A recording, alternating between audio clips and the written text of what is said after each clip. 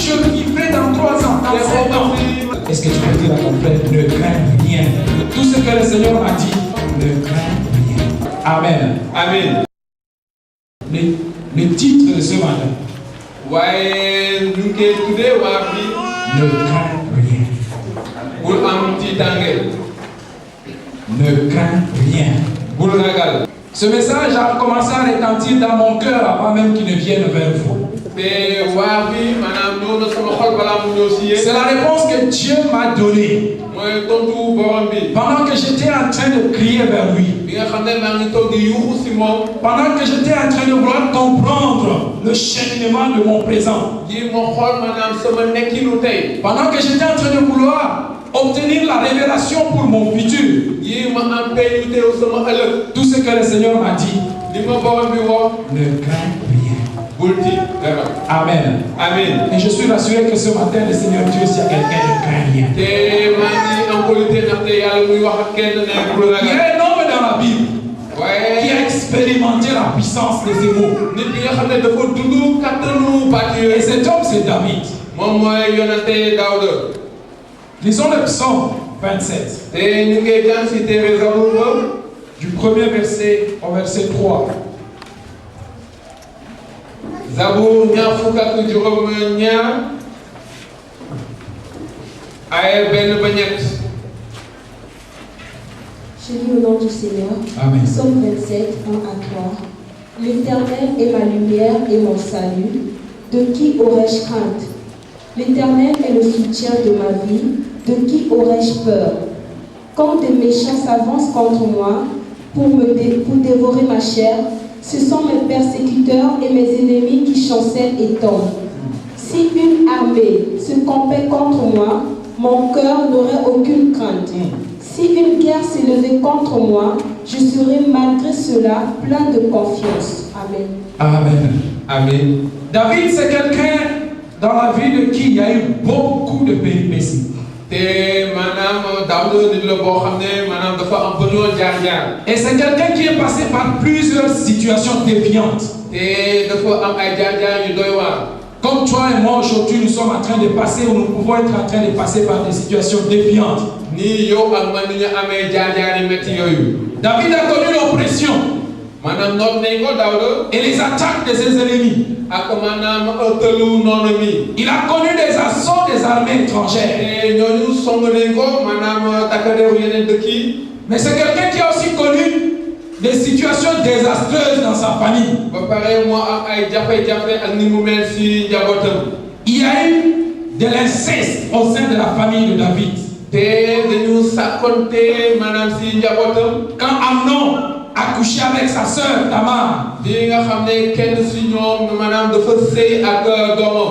et quand Absalom a décidé de venger Tamar, il a tué son frère Amnon. Le meurtre et l'inceste dans la vie, dans la famille de David. Ça, c'est une situation très déviante. Mais David, c'est quelqu'un qui est passé aussi par des moments tristes. Dans sa communion personnelle avec Dieu. C'est quelqu'un qui est passé par l'adultère. Il a connu l'adultère avec la femme d'un de ses officiers. Au-delà de ça, il a tué cette personne. Et il a eu un enchevêtrement de situations qui ont brisé sa communion avec Dieu. Et ça, c'était très déviant. Mais David, c'est aussi quelqu'un qui a connu la trahison de ses proches. Au sein de sa propre famille, son fils Absalom décide de lui faire un coup d'état. Pas quelqu'un de l'extérieur, son propre fils. Quelqu'un à qui il a confiance. Quelqu'un dans les veines de qui coule le même sang que lui. Il décide de lui faire un coup d'état afin de prendre sa place de roi. Oh bien-aimé, David, c'est quelqu'un qui est passé par des défis énormes. Comme toi aussi probablement ce matin. Tu as des défis de ta nature à toi. Comme moi aussi. Je vous ai dit que j'étais en train de passer à travers des défis énormes. Des incompréhensions pour lesquelles j'avais besoin d'entendre Dieu me dire quelque chose. Chacun de nous d'une façon ou d'une autre, à un moment ou à un autre, traverse des moments défiants. Mais il y a une réponse à ce moment défiant. C'est la voix de Dieu qui te dit ne crains point.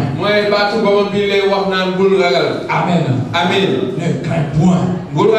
Alors David dit l'Éternel est ma lumière et mon salut. De qui aurais-je crainte? Mais en fait, la crainte, c'est quoi? La crainte a un sens positif. C'est celui que nous lui donnons quand nous disons par exemple de craindre Dieu. Ça veut dire respecter Dieu, honorer Dieu. Quand on dit de craindre ses parents, de craindre l'autorité, ça c'est respecter, honorer, faire de la révérence. Mais le contexte dans lequel David utilise le mot crainte ici, c'est le contexte de la peur. C'est la crainte comme peur. Avoir peur. Et la peur, c'est la frayeur. La peur, c'est l'émotion qu'on ressent devant un danger. La peur, c'est ce qu'on ressent quand on ne sait où on va. La peur, c'est aussi l'inquiétude. La peur, c'est aussi l'anxiété. La peur, c'est aussi la panique. La terreur. La frousse. Ça, c'est la manifestation de la peur. Et je suis rassuré que chacun de nous a eu à passer un moment par ce genre de situation.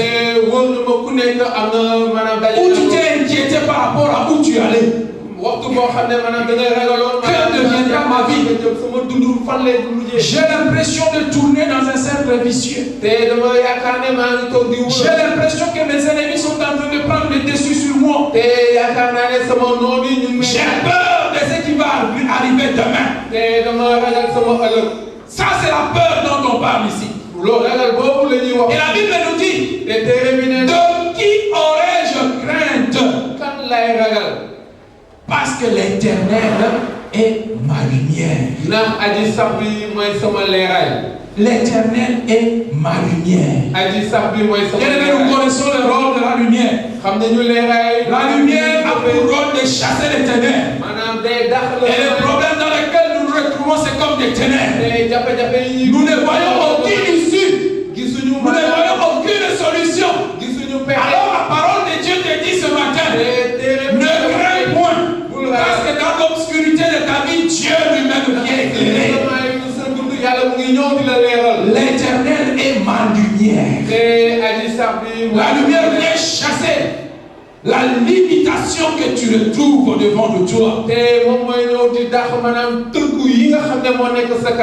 peut-être en train de traverser un tunnel dont tu ne vois pas le bout. Ça fait un certain nombre d'années que tu es en train de passer dedans. Tu te demandes, Seigneur, jusqu'à quand? Je ne vois pas encore la lumière.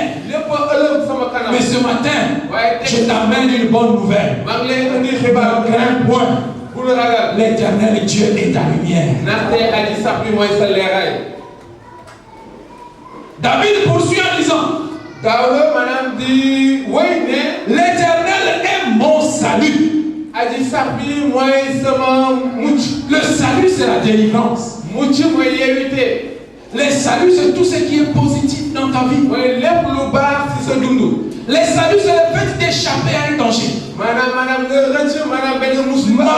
les inconsistances de sa vie, Au mieux, à l'intérieur des inconsistances de sa vie, David a trouvé une réponse. C'est l'Éternel Dieu. C'est lui et lui seul qui pouvait lui accorder les saluts dont il avait besoin. L'Éternel Dieu est le soutien de ma vie. De qui aurais-je peur? D'autres versions disent l'Éternel Dieu est la force de ma vie. Bien-aimé, un soutien, c'est une référence. Un soutien, c'est un appui. Un soutien, c'est la personne vers laquelle on se tourne quand on est en danger. C'est la force au jour de la faiblesse. De la même façon que ce petit enfant, quand il est poursuivi par ses amis, il va trouver soutien auprès de son père. C'est comme ça que nous aussi aujourd'hui, nous trouvons le soutien et l'appui auprès de notre Dieu. L'Éternel Dieu est le soutien de ta vie. Ne crains rien. Amen. Amen. Mais ce qui est formidable dans ce passage, c'est quoi? Directement à partir du verset 1, David proclame déjà la solution à son problème. Il proclame la solution avant d'énoncer le problème. Amen. Est-ce que vous avez remarqué ça? L'Éternel est ma lumière. Il n'avait pas encore parlé de son problème. L'Éternel est mon salut. De qui aurais-je crainte? L'Éternel est la force de ma vie. De qui aurais-je peur? David proclame la solution. Il proclame la réponse avant d'énoncer le problème. Ça, c'est l'attitude de foi que je voudrais que nous adoptions ce matin. Que nous puissions proclamer la réponse avant de mettre le problème. Parce que toutes les fois que nous émettons le problème, avant de penser à la réponse, nous sommes en train de glorifier le problème. Nous sommes en train de grossir le problème. Mais quand nous regardons à celui qui fait toutes choses pour nous, alors nous élevons Dieu au-dessus du problème. Et nous savons ce qui se passe quand l'Éternel et Dieu s'élève. Est-ce que ce matin tu peux adopter une attitude de foi? Une attitude qui bannit la peur. Et que tu dises l'Éternel Dieu est mon salut. Remarquez que cela ne fait pas que tu ne sois pas dans le problème. Proclamer la réponse ne veut pas dire que le problème n'est pas là. Les problèmes font partie inhérente de notre vie. Chaque jour nous rencontrerons des problèmes. Chaque jour nous rencontrerons des situations qui vont bouleverser notre paix. Chez les uns, ça sera trop grand, trop difficile à supporter. Chez les autres, ça sera assez abordable. Mais d'une façon ou d'une autre, chacun de nous rencontre des inconsistances dans sa vie. Écoutez bien aimés, tant que nous marcherons ici-bas, nous rencontrerons des problèmes. Mais la bonne nouvelle ce matin, ne crains point ces problèmes. Parce que l'Éternel Dieu est ton salut. Ne les crains point. Confesse la délivrance que tu as en Dieu.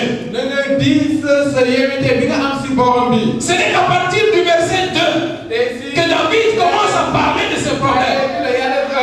Mais d'abord dans le verset 1, il annonce la solution. Dans le verset 2, si ay ñaar bi C'est là qu'il dit maintenant ce qui l'embrouille, loolu lay wax maanaam ce qui le dérange. li nga xam ne moo ko Il dit les méchants, mu ne ñi bon les persécuteurs, ñii di noon les ennemis de tout genre noonu yi ak sont à la source de ma peur. te ñooñu ñoo may tiital Qu'est-ce qui aujourd'hui est en train de générer ta peur? tey lan moo lay tiital Pose-toi la question. laaj ko sa Qu'est-ce qui est en train de te faire peur lan aujourd'hui? moo lay ragaloo tey Tu as peur de quoi? lan ngay ragal tey Qu'est-ce que tu crains aujourd'hui? lan ngay ragal tey David a identifié la source. te Daawuda maanaam dafa ràññee ni que Il avait beaucoup d'ennemis autour de lui. dafa bëri yoon noonu di ko daroon Il y avait des persécuteurs. amoon na ay maanaam nootkat Laissez-moi vous dire une chose bien aimée. bàyyi leen wax Nous aussi, nous sommes environnés d'une multitude de persécuteurs. nit yi bëri mbooloo ñi nga Et ces xam ne persécuteurs peuvent être physiques comme spirituels. te mën nañu nekk si saayir wala si bàtti Et généralement, ils ne sont pas très loin de nous. te léeg-léeg maanaam soo xoolaatee Remarquez ce qui s'est passé dans la vie de David. xoolee maanaam C'est de sa propre semence qu'est sortie la lutte. c'est jiwu foofu la jógee xeex bi L'antagonisme est venu d'Absalom.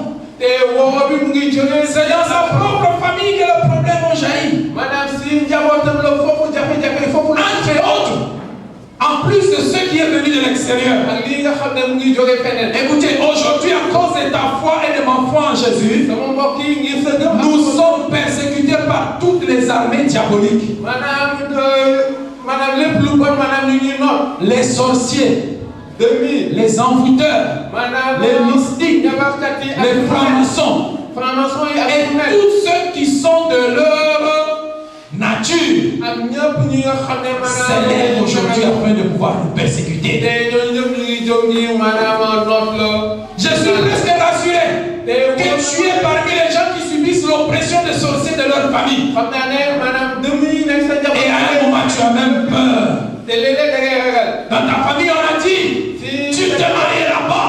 doo dugg Oh si non, négocie en tout cas, cet oncle-là a une voie qui s'accomplit toujours. te maanaam suñu liggéey bi ñu Ce matin, je te dis, te sama suma ne crains point. bul ragal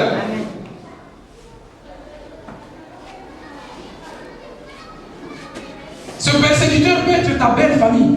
ki lay final mën a nekk sa góor Vous savez, il y a des gens qui sont mariés, et surtout les femmes, qui subissent la persécution de leur belle famille am na ñoo xam ne sëy nañu rawatina jigéen et l'irresponsabilité de leur mari. góor yi ak maanaam seen jëkkër L'un des premiers rôles d'un mari dans un foyer, c'est de prendre la défense de sa femme. te maanaam góor lu mu war a def Mais il y a des maris tellement irresponsables, waaye am na ay tellement fils à papa, fils à am na maman ay et grand-père et à sœur, maanaam dañu ñàkk fulo qui nous offrent leur femme en pâture à leur famille. te maanaam dañuy seetaan njaboot seen Il y a des femmes seen soxna qui souffrent le martyre dans leur foyer, te am na maanaam ay battues par leur beau-frère. torox ci seen néegu sëy ndax seen goro yi Et le mari ne fait rien. te borom kër gi du def dara Moi, je te dis, man ma wax la tu viens dans ma maison, nga ñëw sama kër tu touches à ma femme. nga laal sama soxna Avant que tu ne rencontres Dieu, balaa ngay dajal tu me rencontres moi d'abord. man di nga jànkoonte ak man C'est vrai. Ça, c'est fort. Parce que tu ne sais pas d'où on est venu avec elle, ndaxte xamoo fan la ñuy jógee et tu ne sais pas quelle alliance on a avec elle. xamoo ban problème Tu ne sais pas combien de bien elle me fait. te xamoo maanaam baaxantalam sama Et tu oses venir la frapper, alors que même moi-même je ne la frappe pas. man mi nga xam ne sax xaw ma sax Mais il y a des maris qui offrent leur femme en pâture à leur belle famille. waaye am na maanaam Les belles sœurs se mettent à injurier la femme. dañuy toog di saaga seen soxna Quelle villageoise même d'ailleurs. te maanaam ak kii Et le mari est là, il tire les chaussures. te borom kër gi du wax dara Ma soeur, ce matin, je te dis, ne crains point. sama mbokk bu jigéen tey si suba Ne crains plus. te bul ragalati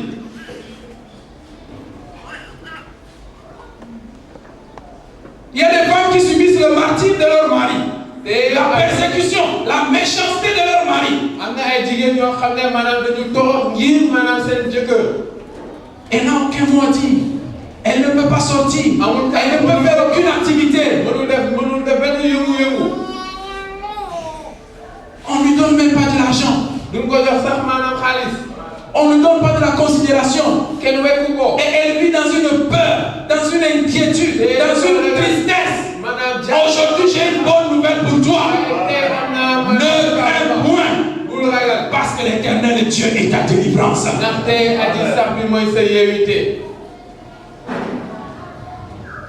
Les ennemis peuvent être non responsables.